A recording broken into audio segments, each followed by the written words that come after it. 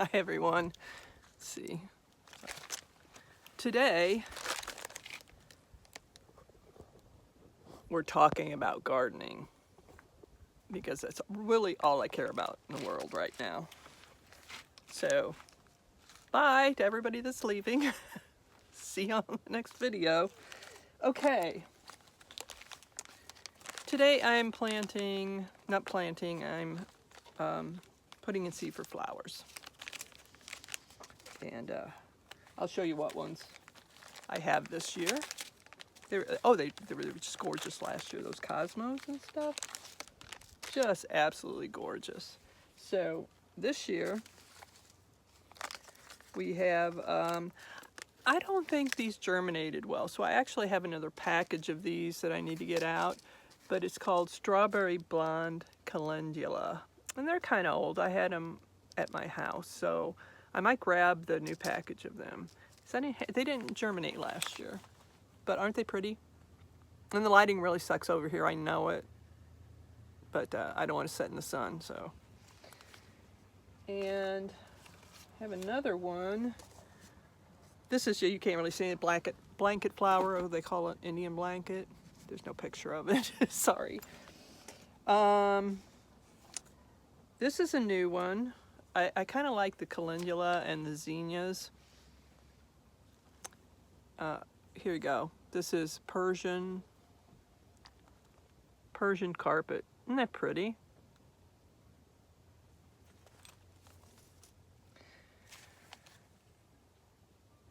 I don't think this is the one I did last year. This is called Seashells Cosmos. But it's really cool. If you see the petals, they're like hollow or something. I don't know if you can see that. That's just really neat. I think this is the one I did last year. Rubinado. Those are the ones that I did last year. Those are nice. And I also haven't done these since I lived at the house, but they're really cool looking. And there's zinnias also, polar bear zinnias. And this one doesn't have a picture either, but it's that peppermint stick zinnias. I love those things, they're so cute. So, yeah, no picture on the front, but picture a zinnia with peppermint stick colors on it. Just, they're so cool. I had those at the house. And this is a new one also. This is Calendula Playtime Mix. So that's pretty cool looking.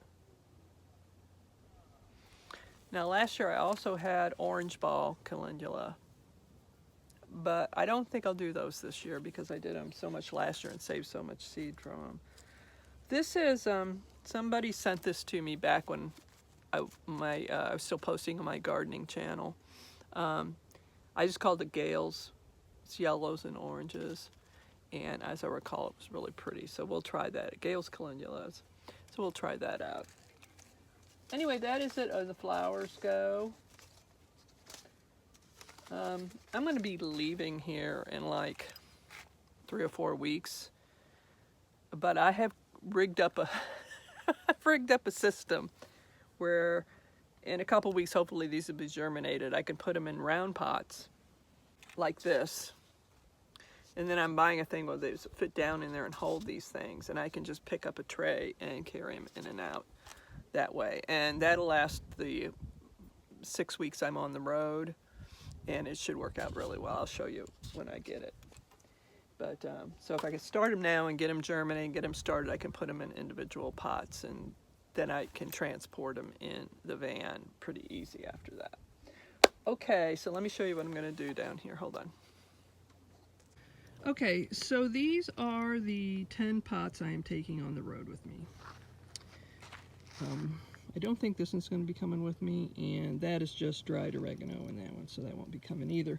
But these are the ones that I'm going to be taking in the van with me, and I have to, take them out no matter where I land. I'll talk about that in a minute. I'll just show them to you real quick.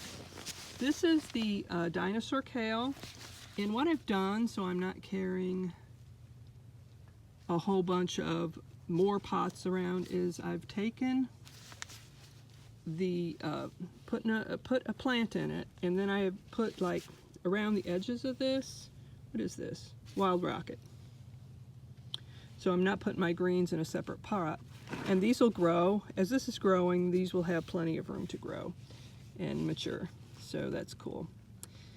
And I even sprinkled down, I think, some extra seeds on these.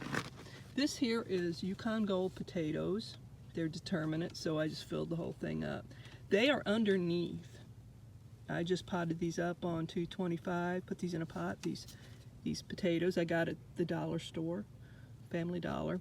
Anyway, these are actually little heads of lettuce here, these four, and then somebody gave me this other one. What kind of lettuce is that? I'm doing a lot of dwarf things this year. Tom Thumb dwarf bib lettuce. And these will be fine. I'll get the heads of lettuce. They don't get real big, and before the potatoes come up. My peas. These are new ones I've tried. I haven't tried before. Oh, see it written down here. It's a snow pea. It's like purple flowered snow pea or something. And my peas, I always make sure they don't go over like 1.5 to 2 feet tall. So they're in a way, they're not a full lengthy vine on those. These are these rat tail radishes, red rat tail radishes. And actually they don't develop radishes. What they do is well, basically when they go to seed, you eat the pods. They're really cool looking. They get a purplish color that look really neat. Anyway, I'm going to have to put some kind of cage or something around these because they're going to be growing up and the pods are going to be hanging over. Okay, that's Japanese mustard there.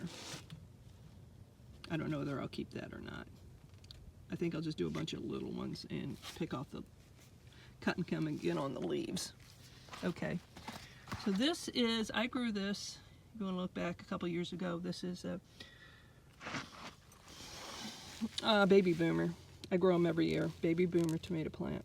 And it's a little cherry tomatoes, and I put freckles lettuce around the edges, and I sprinkled some more seed. Oh, it needs water, doesn't it? This is one of my bush steaks, which I grew a couple years ago. The tomatoes get about this big. So they're also, everything's dwarf. They don't get more than 1.5 feet high. I always grow dwarf of everything. These are both hybrids, and I have to do hybrids to get the size I want. Not all the time. I have a few that are heirloom, a couple, but yeah, there you go. And this is the other bush steak. Let's see, around this one I'm growing noble spinach, giant noble spinach around the edges, and I actually put down some Bloomingdale long-standing in between. And this is another lettuce. This is another bush steak. I only meant to do one, but they both turned out so well. I decided to pot them both. Little Gem Butterhead. And they also, these lettuces don't get much bigger than that. It's like a one-person lettuce head. And like the freckles and stuff, those lettuces are loose leaf. And that's what I planted around these two guys. This is a new lettuce for me. It's called Tumbler. And these are hanging pots, though I don't have anything to hang them on yet. But there's very small plants, but they get tons of tomatoes, and the tomato plant vine just hangs over the side of the pots, sometimes 3 feet, with tomatoes hanging on them. So this tiny tomato plant that just falls right over the edge of the pot and hangs down. That's why they call them tumblers. And I put some loose leaf lettuce seeds around both of these here. Okay. Oh, and this back here is indeterminate potatoes. These are some organic potatoes I actually bought. Don't you like this pot or fabric pot I have it in? Anyway, they're indeterminate, so I will mound them as it comes up. Mound, mound, mound till it gets to the top here. And yeah, so that's pretty cool. And I bought some organic potatoes and I chitted them in the trailer, chitting with a CH. And yeah, I did that, and then I put them in myself. So I started those potatoes 6 weeks ago, a couple months ago, I don't know. Okay. So I'm sorry, I look a little dark here, but I really don't want to sit out in the sun, so we'll just deal with this. You don't know how excited I was when I got down here and realized that I can garden all winter. It's just, I was like, oh my gosh. Now you know why I wanted the land. I wanted to be able to spread out an actual garden. I didn't get started on these until probably, I want to say, well, I tried to grow some things, some peppers in January, and it just didn't go. It was just too cold. I did notice when it got into February, the seeds started germinating. So I got that written down on my calendar. Don't even bother wasting your seeds. It will just take too long. So yeah, you have no idea how excited I was that I could garden here the whole winter long. So that's what I'm gonna do. I was gonna say, okay, so I have 10 pots I'm carrying around.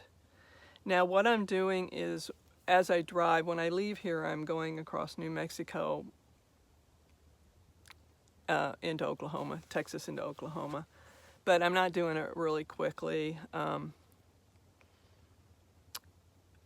You know, it's going to take me a month, through the month of April, to get over there. And what I want to do is, if I'm driving all the time, it's kind of a hassle to take the plants out and then put them back in, then take them out and put them back in. So what I do is I've kind of reserved sites where I'm, except for on a couple of occasions, where I'm there for 3 or 4 days, and I can take the 10 pots out, and the little guys they'll be real easy. They'll be all in one tray. And just put them out and leave them out unless it gets really cold. The whole time I'm there for 3 or 4 days, and it just makes the traveling easier. Plus, you know, the cats don't like driving, the whole driving thing. They don't like it every day. And I like to just take my time. So I've got it set up where, except in one instance, I'm kind of staying in each place for a while till I get to my brother's. So yeah, just put them out. They're out for 3 or 4 days. Put them back in. If it gets really, really cold somewhere, where I can put them in the van. And now that I have this trailer here, Miss Wildcat, I was able to empty enough of the van out. Still thinking about bringing my sewing machine though, and maybe just some threads. Not a lot of stuff. I have a lot of sewing stuff, but just, you know, basic threads and the machine. So there's things I want to sew. I don't know if I'll ever get around to it. I was going to come down here and sew, and I didn't. But I just like to have it around in case I can do some projects if I want. So yeah, it was nice. I was able to clean out the van and clear out stuff that I don't need. It's kind of nice. I can actually, I don't think I'm going to be running into winter weather there. So I took a lot of that kind of clothes out and only left a few long sleeve things here to take with me. So I'll be able to empty the Scamp out a little bit, and because there's just some things, and normally I don't have a storage area, as you might not know. Some people might not know. I don't have storage. I carry everything in the world with me. So and I got a lot of stuff. I would love to minimalize down to nothing like some people do, but I have gotten rid of a lot. But there's just some things I spent my whole life collecting, like my crafts and stuff, because I always figured when I would retire, I'd work on it. So I bought all the threads for cross-stitching and the little booklets and stuff like that. And I want to get rid of them. I'm not cross-stitching right now, but someday when I get old, I want to sit here and do it. So it's nice to have the Wildcat. And I swear it's, other than the gardening, the coolest thing about getting this was the fact that I could store some of this stuff away. And as far as this Wildcat goes, I'm doing this for as long as I want. And if I don't want to do it anymore, I can sell it within this place. That's what people do. There's a bulletin board right by town there, and people just said, selling my trailers, $3,000, come and get it. And people snap them right up. So I don't really have to worry too much when time comes where I'm done with doing this, you know, having this here, then I can just get rid of it. Simple as that. So it's not like putting a house on the market or something like that. You just leave it right in this spot, put it up for sale, and somebody will buy it. That was one of the considerations I took into consideration when I bought it, was, you know, because it is kind of scary. I didn't want to own stuff any more than I had, especially not another home. But it was kind of like I had to if I wanted the land. And gardening means more to me than anything. So, and I've been gardening these last couple years, 3 years, but I wanted to really garden. So, and that's what I'm trying to find. I wish I could find a place like this up in the mountains. But I'll keep looking, but I don't know. This is a real deal down here.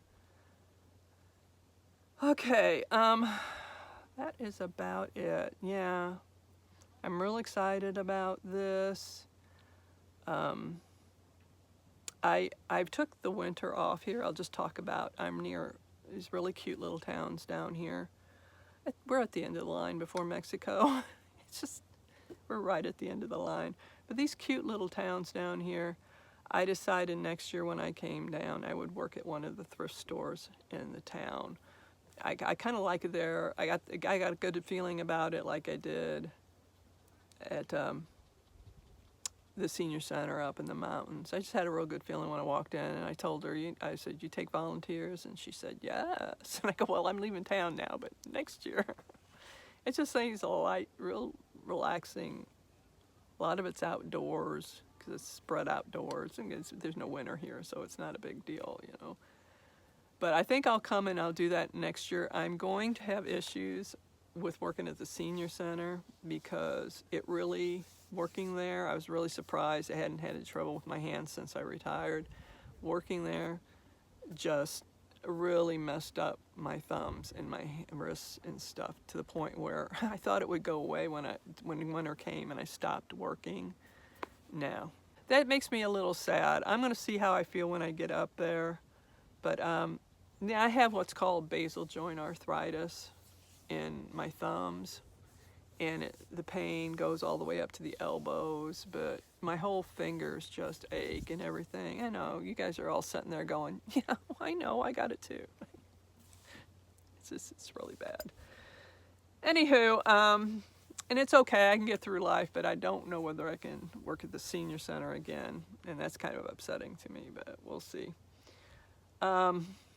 That's about it. And I guess I'll let you go. I hope you all are doing well, and it starts warming up for you, and I'll talk to you again soon. Bye-bye.